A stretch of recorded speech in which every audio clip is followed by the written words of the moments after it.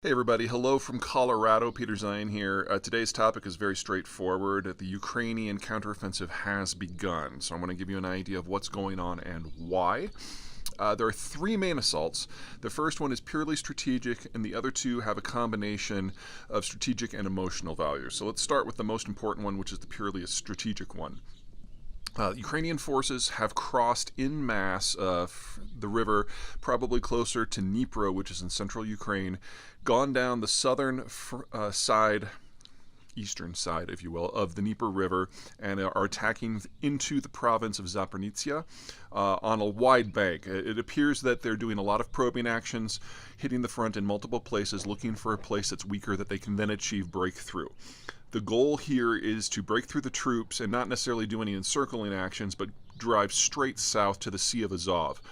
If they can do that, they will have severed the land bridge through Ukraine proper from Russia proper over into the northern access point for Crimea and basically split the front in two.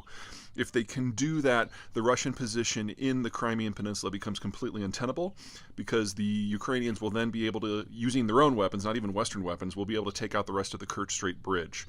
Now, if you remember last year, Kerch, the rail bridge was basically destroyed, but they can still move things on the remaining one span of the road bridge, and that's how they're trucking in all their supplies for Crimea through the eastern supply route.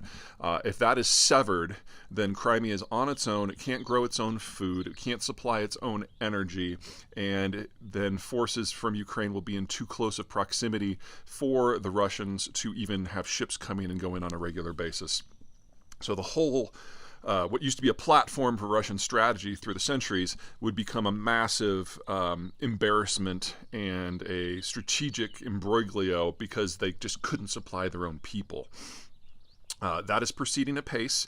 It looks like the Russians are holding, at least for the moment. There hasn't been a breakthrough that I've been able to detect. What's going to prove critical is the degree to which the conscripts have been pushed into this front by the Russians. As a rule, the Russians use conscripts as reinforcements, which they don't do very good at, and as human wave attacks, as cannon fodder, in which they're pretty decent. I mean, they're disposable from the Russian point of view, but if you use them to hold a position, a defensive position, then they're very likely to break and run. We have not seen that in the 72 hours since the offensives got going.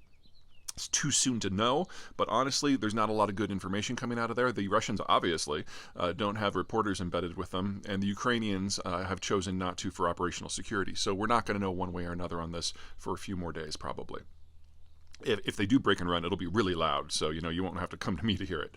Okay, that's the first one. The second assault was to be paired with the first one, but it's not going to happen now. It was supposed to be an amphibious assault across the lower reaches of the Dnieper River, followed by a sprint to the isthmus of land that separates the Crimean Peninsula from mainland Ukraine. If the Ukrainians could have pulled that off, then all of the troops in southern Ukraine that would have tried to retreat from the Crimea would have been cut off and put into a cauldron, and it would have been a global humiliation for Russian forces. But with the Russian destruction of the Kakhovka Dam, the lower reaches of the Dnieper are simply uncrossable at the moment. Up top, on the reservoir that was above the dam, it's draining very, very quickly. By the time you see this, it'll be about 80% drained already, and the lake bed will be muddy, and the new channel will be unpredictable. In the lower sections, you're talking about massive flooding, which means that with the current, it's not safe to cross, and as that water then recedes over the next several days, it will again be muddy, and it's going to be at least a month before anyone would be able to cross the river. In addition, the destruction of the dam, that was the last land crossing across the lower ranks of the river, so that was the only place that the Ukrainians could have theoretically gotten vehicles over in any sort of number.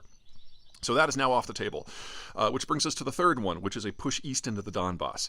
The Donbass is the part of Ukraine that has the most rail connections, and since the Russians fight by rail, they've actually been able to do fairly well over there for most of the war. Some of the northern sections around Kharkov, of course, fell early to a counteroffensive last summer. But for the Ukrainians to get the Russians out of Donbass, that's going to be some heavy fighting. It's more densely populated. There's more industrial cities. It's going to be more house to house. And it's going to be critical for the Ukrainians to take out the rail hubs. Now, they've been doing this with increasing ferocity over the last several weeks. So it's not like the Ukrainians are starting from day one here. But we have not yet seen significant troop movements in that direction. It sounds like it would be a gnarly fight. It would be, but the reason that the Ukrainians are willing to consider it is that this is territory that the Russians captured from them in 2014. And if here we are a year and a half into the war, the Russians can be proven that they can even lose territory that they've held for 10 years. That, again, falls into that global humiliation category. One of the things that Ukrainians are trying to do here, beyond getting their land back, is try to convince to the international community that the Russians are the losing horse, and so there's no reason to back them. And there's a lot of countries in the developing world who are hedging their bets. Hard to blame them. But if the Ukrainians can show that the war is clearly going the other way, and get people like Xi Jinping of China to blink and make it so that the only people that are still backing the Russians are folks like Daniel Ortega in Nicaragua or Tucker Carlson, then we're in a very different public relations fight here. I still don't think that would make the Russians stop, but getting more and more countries on the other side is something that would allow Ukraine to more easily unlock aid and military support from the world over. So, Zaporizhzhia first. The crossing of the Dnieper is off. Donbass, we'll probably see that before long. That's it. You guys take care.